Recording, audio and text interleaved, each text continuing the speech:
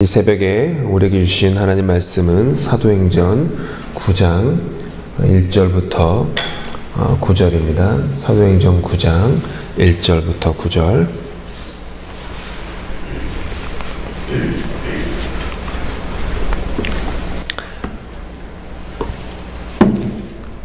함께 교독하도록 하겠습니다. 제가 먼저 1절 읽겠습니다. 사울이 주의 제자들에 대하여 여전히 위협과 살기가 등등하여 대제사장에게 가서 다메섹 여러 회당에 가져갈 공문을 청하니 이는 만일 그 도를 따르는 사람을 만나면 남녀를 막론하고 결박하여 예루살렘으로 잡아오려 함이라. 사울이 길을 가다가 다메섹에 가까이 이르더니 호련히 하늘로부터 빛이 그를 둘러 비추는지라. 땅에 엎드러져 들음에 소리가 있어 이르시되 사울아 사울아 내가 어찌하여 나를 박해하느냐 하시거늘 대답하되 주여 누구시니까 이르시되 나는 내가 박해하는 예수라. 너는 일어나 시내로 들어가라. 내가 행할 것을 내게 이를 자가 있느니라 하시니 같이 가던 사람들은 소리만 듣고 아무도 보지 못하여 말을 못하고 서 있더라. 사울이 땅에서 일어나 눈은 떴으나 아무것도 보지 못하고 사람의 손에 끌려 다메섹으로 들어가서 함께 읽겠습니다. 사흘 동안 보지 못하고 먹지도 마시지도 아니하니라. 아멘.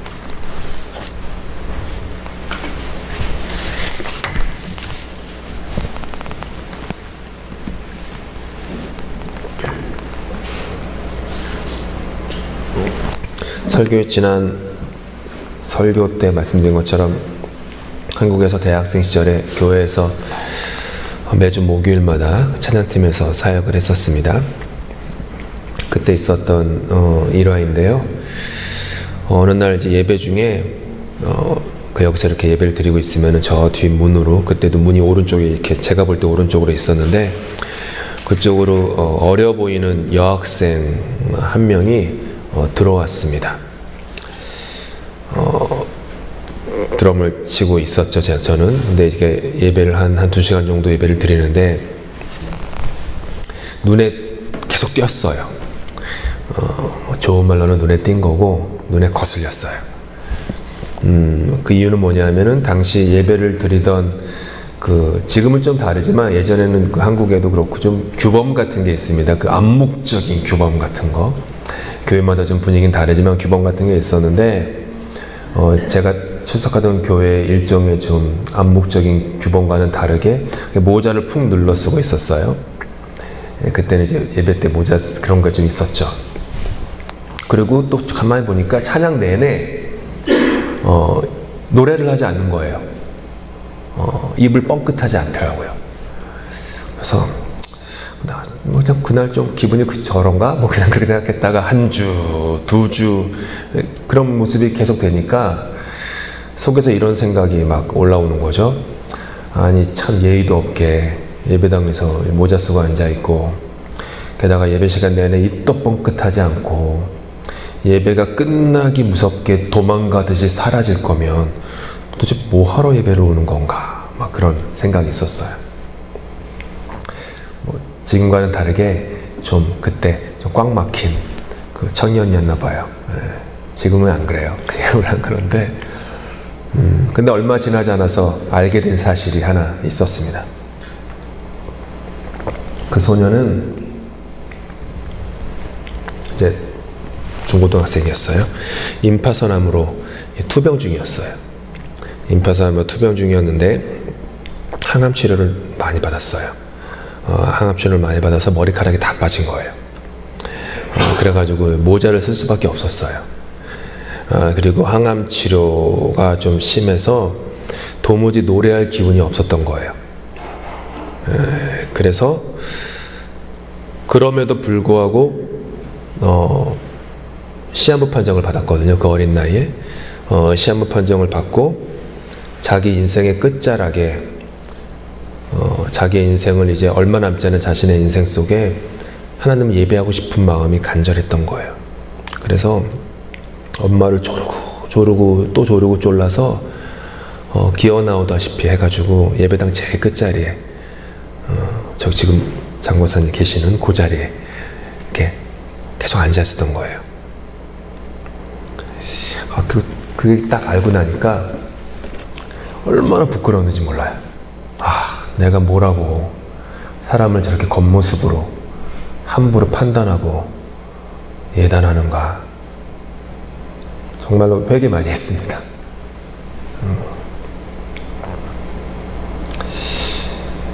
하나님과 온전한 기도가 없었던 거예요. 예배 시간은 매주마다 제가 드리면서도, 그리고 기도 시간도 많죠. 이렇게 있었는데도 그 긴 시간 동안 연주를 하고 노래를 하고 기도를 하고 말씀을 들어도 나와 다른 사람 한 명조차 품지 못했던 거예요. 그 겉모습만 보고. 오늘의 그 설교 새벽 예배 주제는 품음입니다. 품음. 하나님과의 사귐이라고 했어요. 기도는. 하나님과의 사귐인 기도가 있는데, 기도가 온전한 기도가 우리 안에 일어나게 되면 기도가 우리에게 주는 은총이 있어요. 그 은총은 품음입니다. 품음. 영어로는 embrace 혹은 acceptance. 한번 생각해 보시기 바랍니다. 품지 못하는 삶처럼 고통스러운 삶이 없습니다. 내 마음에서 누군가를 밀어내는 것처럼 수고스러운 것이 없어요. 정말 너무너무 수고스러워요. 그거는. 겉으로는 삶의 그 일과를 따라서 열심히 살고 교회를 잘 출석하고 맡겨진 직분을 감당하고 하루하루 바쁘게 살고 당당한 것처럼 보이지만, 정작 속 사람은 괴로움과 외로움 뿐입니다. 여러분, 누군가를 내 마음에서 밀어내는 데에는요, 말도 못하는 에너지가 필요해요. 내가 누군가를 미워하는 거는요, 그냥 그게 자연스럽게 되는 게 아니라 엄청난 에너지가 필요해요. 누군가를 미워하려면. 여러분, 누군가를 미워하면 계속 생각나요. 계속 생각난다는 것은요, 계속 내가 에너지를 쓰고 있다는 거예요. 계속해서. 피곤해요. 지쳐요. 기쁨이 없어요. 쏜살같이 날아가는 짧은 인생 아닙니까? 우리 인생의 어느 시점에 그 관역을 향해서 지금도 쏜살같이 우리가 날아가고 있는데, 하나님이 쏘신 하나님이 활이 되시고 우리가 화살이 되어서 날아가고 있는데, 이렇게 짧은 인생 속에 이와 같이 누군가를 미워하고 누군가를 내 마음에서 밀어내는 것만큼 인생을 송두리째 허비하는 것은요, 아깝기가 그지없는 거예요. 허비하는 거죠. 누군가를 마음에서 밀어내고 또 누군가를 미워하면 자유하지 못해요. 우리 자녀도, 부모도, 배우자도, 교우들도, 혹은 친구들도, 혹은 누구든지 간에 자꾸 마음에서 밀어내면 마음에 자유함이 없어요. 내 마음에 작은 공간이 있는데, 그 공간을 사랑과 용서와 친절과 오래 참음과 자비와 성령의 이런 수많은 열매들로 채우지 않고 계속 미움과 거절과 오해와 이런 것들을 채우다 보면 그렇지 않아도 작은 내 속 사람이, 속의 공간이 그냥 쪼그라드는 거예요. 아주 작아져요. 너무너무 사람이 작아져요. 그러니까 품음이라는 것은 품이잖아요. 품. 그 사람의 품이 작아져요. 품이 너무 작아지기 때문에 삶에 여유가 없어요.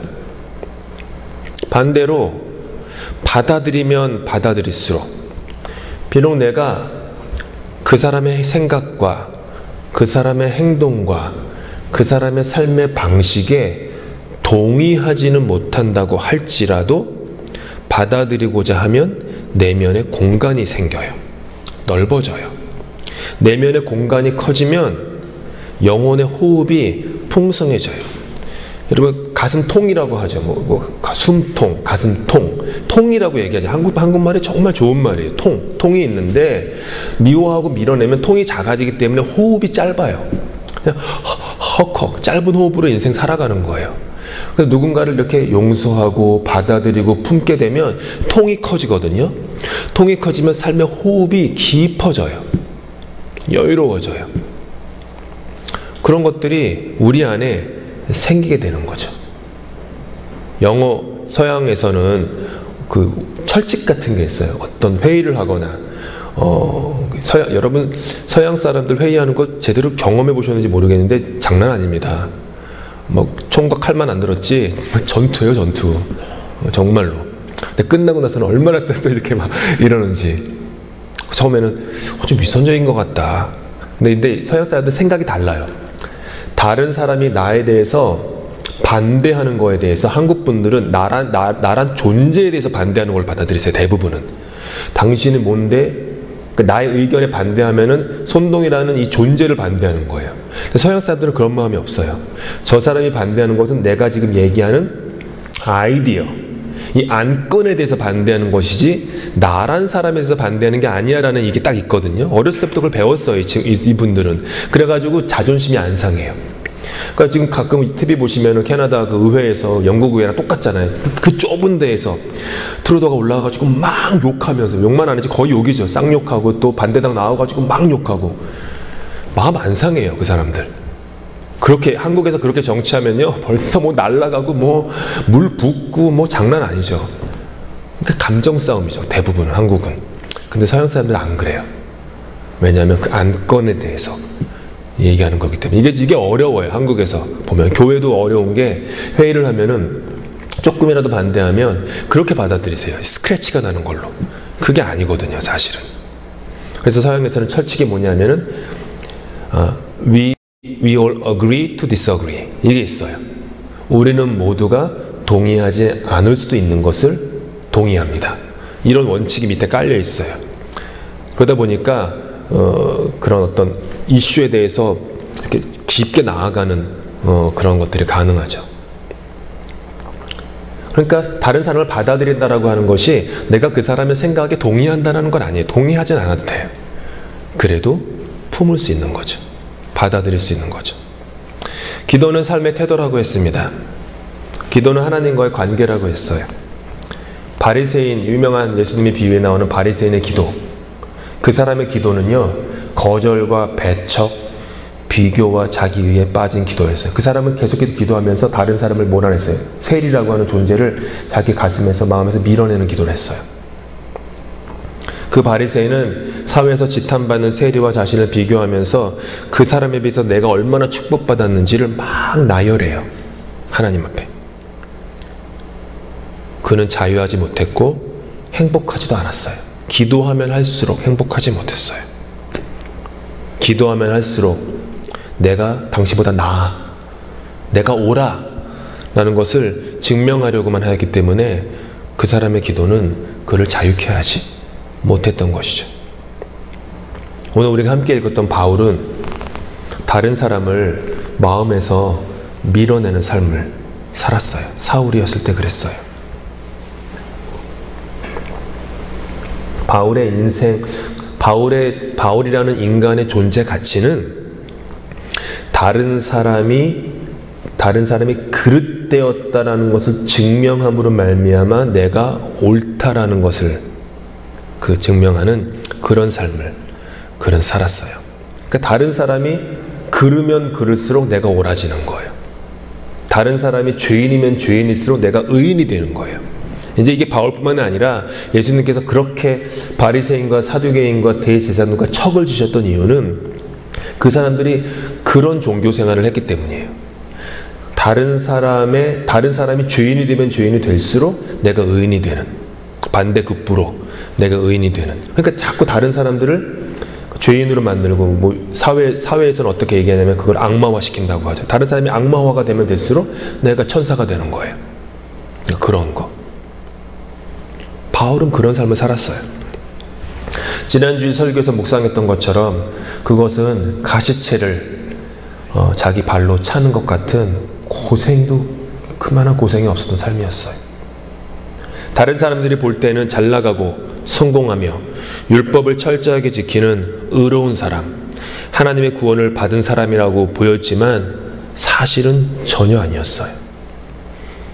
그에게 기도는, 그리고 즉 하나님과의 관계는 늘 옳고 그름에 대한 것이었어요. 사울이었을 때 바울에게는 다르다라고 하는 것은 틀린 것이었어요. 저는 웬만해서는 다르다라는 말과 틀리다라는 말을 섞어서 안 써요. 눈치 못 채셨을 거예요. 대부분 한국 분들은 다르다라는 것과 틀리다라는 걸 동의어로 쓰시거든요. 그거 좀 틀려요, 이렇게. 근데 틀린 것과 다른 거는 달라요. 그렇죠. 누가 wrong 하다라는 것과 different 하다라는 것은 다르죠. 근데 대부분 한국어에서는 이제 이게 그렇게 대부분 그냥 똑같이 쓰이죠. 근데 저는 일부러 그렇게 그 단어를 그렇게 안 쓰거든요. 다르죠. 그렇지. 그렇게 얘기하지. 틀리죠라고 얘기하진 않아요. 근데 바울에게는 다른 것이 틀린 것이었어요. 그에게 기도는 하나님의 소리가 아니라 자신의 소리를 듣는 것 자리였어요. 그래서 언제나 하나님의 소리보다 자신의 소리가 더 컸어요. 그에게 기도는 자기를 부인하는 것이 아니라 자기를 인정하는 자리였어요. 자기 십자가를 지는 자리가 아니라 다른 사람을 십자가에 못 박는 자리였어요. 그에게 기도는 하나님께 삶의 통제를 드리는 것이 아니라 자기 뜻과 욕망에 따라 자기 삶의 주도권을 자기가 움켜쥐는 자리였어요. 사울이었을 때 바울은 단 한순간도 올바른 기도를 드리지 못했었던 거예요. 9장 1절은 말합니다. 사울이 주의 제자들에 대하여 여전히 위협과 살기가 등등하여, 위협과 살기가 등등했다. 이 등등이라는 단어가 이제 헬라어에서는 이게 막 뭐라고 얘기해야 될까요? 그 스페인에 가면은 이렇게 있잖아요. 투사들. 그러면 그 소가 너무 화가 나가지고 나오잖아요. 화가 나가지고 나올 때 그 코에서 그냥 입김이 푹푹 나거든요. 너무 열받는 거예요. 그러니까 뭔지 모르지만 열받게 해서 내보내거든요. 그러면 그러니까 날이 추우면 이 콧김이 막 나오죠. 그게 등등이란 단어예요. 사울이 그냥 이렇게 조금 이렇게 화난 게 아니라 그냥 얼마나 사울이 열이 뻗쳤으면 위협과 살기로 그냥 콧김이 그냥 씩씩거리면서 있었다라는 거. 그러니까 그렇게 호흡했다. 그의 호흡은 그거였다라는 거예요. 얼마나 고생스러운 삶입니까? 위협과 살기로 호흡을 씩씩거리는 삶. 얼마나 고생스러워요. 그렇게 인생을 허비하고 있을 때 예수님이 찾아오세요. 사울아, 사울아, 네가 어찌하여 나를 박해하느냐? 나는 내가 박해하는 예수라. 이렇게 씩씩거리는 사람한테 예수님은 사울아, 사울아 2번이나 친절하게 부르세요. 사울아, 사울아, 왜 그래? 그러지 않아도 괜찮아. 사울아, 사울아. 그 주님의 음성에 얼음장같이 차갑고 굳은 그의 마음이 녹아졌어요. 주님이 계속해서 말씀하세요. 너는 일어나 시내로 들어가라. 네가 행할 것을 내게 이를 자가 있느니라. 그리고 바울은 태어나서 처음으로 다른 사람의 손에 이끌리어 시내로 들어가요. 바울은 한순간도 다른 사람에게 이끌림을 받았던 사람이 아니에요. 자기가 자기 스스로 인생을 주도하던 사람이었지. 근데 지금 바울은 이제 뭐 자세히 안 봤지만 눈이 멀었잖아요. 그 빛이 너무 세서 스스로 걸어갈 수도 없는 인생. 근데 그게 성경이 보는 바울의 진짜 모습이었어요. 너는 사실은 영적으로 눈먼 사람이다. 너가 눈먼 사람이기 때문에 너는 내 스스로 걸어갈 수도 없다. 근데 하필이면 성경은 바울이 다메섹에 찾아간 그 길을 뭐라고 하냐면 직가라고 해요. 직가. 어렵게 직가라고 번역했는데 영어 성경에서는 그게 straight, 그러니까 쭉 뻗은 길이라는 거죠. 이게 성경이 말하는 그 뜻이 뭐예요? 바울은 다른 사람에 대한 증오와 위협과 살기가 등등했을 때 그 바울은 똑바로 뻗어진 길조차 일직선으로 걷지 못할 정도로 비틀거리는 인생이었다. 사실은 그 뜻이잖아요. 바울은 그랬던 거예요. 우리도 그래요. 남들이 볼 때는 이렇게 막 번듯하게 똑바로 직가를 걷는 것 같은 우리 인생처럼 보이지만 사실 우리 영혼은 눈이 멀어서 다른 사람들을 계속해서 밀어내므로 눈이 멀어서 그냥 어디로 가는지도 모르는 채 비틀거리는 그런 인생. 처음으로 바울은 다른 사람의 손에 인도함을 받는 법을 배워요. 늘 리더로 살다가 처음으로 인도함을 받는 거예요. 이때부터 바울은 자신과 다른 사람들을 품기 시작해요. 저 사람이 나를 인도할 수 있구나. 저 사람이 나의 선생이구나. 나의 어머니요. 나의 아버지구나. 이 마음을 품게 됐던 거예요. 여러분, 기도는요, 기술이 아니에요. 제가 여러 번 얘기하지만. 기술이 아니에요. 언어의 향연도 아니에요. 많이 했다고 그런 것도 아니에요. 기도는 마음이에요. 삶의 태도. 그 태도가 무엇이냐? 오늘 우리 새벽에 묵상하는 것은 품음이다라는 거예요. 품음. 기도는 밀어내는 것이 아니라 받아들이는 삶의 태도예요. 기도는 우리 내면의 그릇을 크게 해주어서 이전에 품지 못했던 다른 목소리를 듣게 해줘요. 속사람이 내 통이 커지면 커질수록 다른 사람을 품을 수 있어요. 내 통이 작으면 그 사람을 못 품어요. 자꾸 이렇게 이리 받고 저리 받으면요, 그게 뭘 반증하냐 하면 내가 사람이 작다라는 뜻이에요. 내 통이 작으니까 조금이라도 다른 것을 받아들이지 못하는 거예요. 근데 내 통이 크면 소위 말하는 어떤 마을에나 있었던 어른이라는 존재는요, 나와 다른 사람을 품어요. 어린이들이 막 철부지 지내도 그럴 수 있지. 저 때는 다 그래. 이런 것들. 청년들이 좀 실수하고 뭐 해도 그럴 수 있지. 나도 그랬는데. 이런 그 어른, 통이 큰 사람. 그게 기도라는 거죠. 누군가를 위해 기도하게 되면요, 그 사람을 위한 우리의 생각을 기도가 넓혀줘요. 내가 누군가를 위해서 기도할 때마다 그 사람이 뭐 어떻게 되고 이걸 바라는 게 아니라 그 사람의 생각이 어떤 걸까? 그 사람이 지금 뭘 고인스러워 할까? 얼마나 아플까? 얼마나 외로울까? 이런 것들이 깨닫게 돼요. 그러면서 그 사람에 대한 마음이 넓어져요. 이렇게. 참으로 기도하게 되면, 주님과의 관계로 들어가게 되면 주님의 마음으로 그 사람을 바라보게 되기 때문에 그 사람을 이해할 수 있어요. 동의하지는 않아도. 억지로 되는 건 아니에요. 그냥 기도하게 되면 예수의 마음과 연결이 되니까 내 마음으로 그 사람을 바라보던 내 마음이 예수의 마음으로 그 사람을 바라보게 되기 때문에 그냥 품게 되는 거예요. 나와 달라도 하나님이 그를 사랑하신다라는 것을 받아들이게 돼요. 그렇게 보면서 그럼 결국 뭐냐 하면 기도는 내가 기도하는 대상인 그 사람이 변화되는 게 아니라 그 사람을 위해서 기도하는 내가 변화되는 거예요. 결국에는.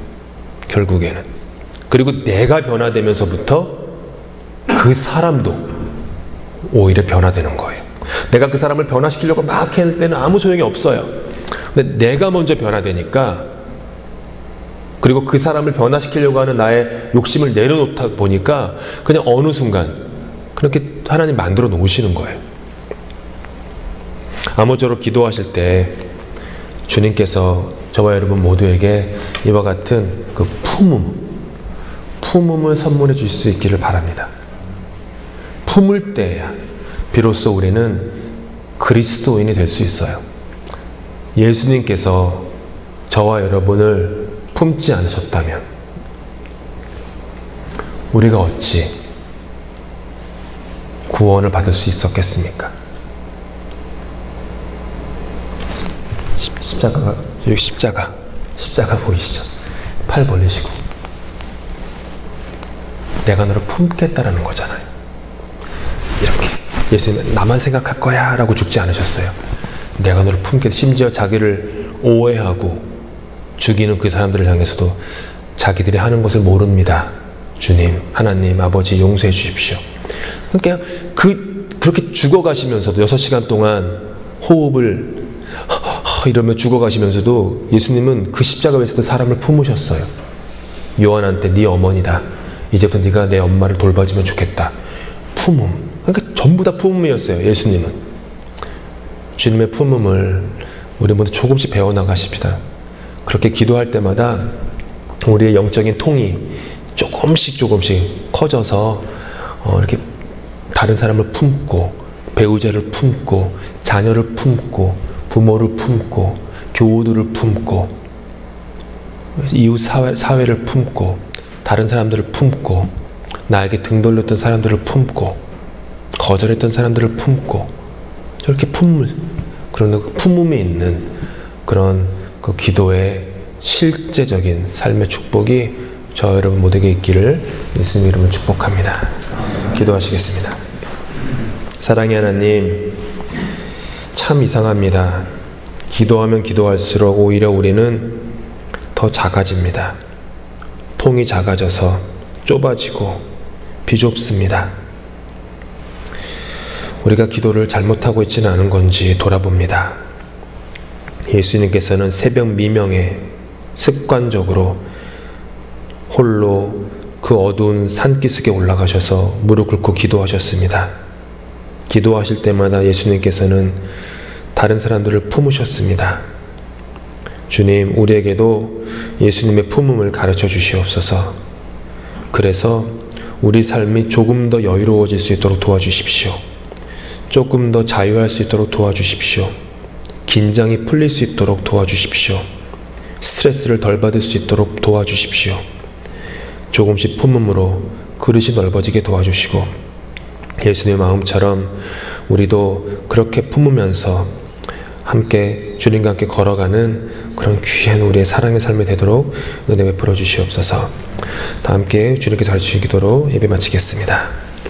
하늘에 계신 우리 아버지, 아버지의 이름을 거룩하게 하시며 아버지의 나라가 오게 하시며 아버지의 뜻이 하늘에서와 같이 땅에서도 이루어지게 하소서. 오늘 우리에게 일용할 양식을 주시고 우리가 우리에게 잘못한 사람을 용서하여 준 것 같이 우리 죄를 용서하여 주시고 우리를 시험에 빠지지 않게 하시고 악에서 구하소서. 나라와 권능과 영광이 영원히 아버지의 것입니다. 아멘.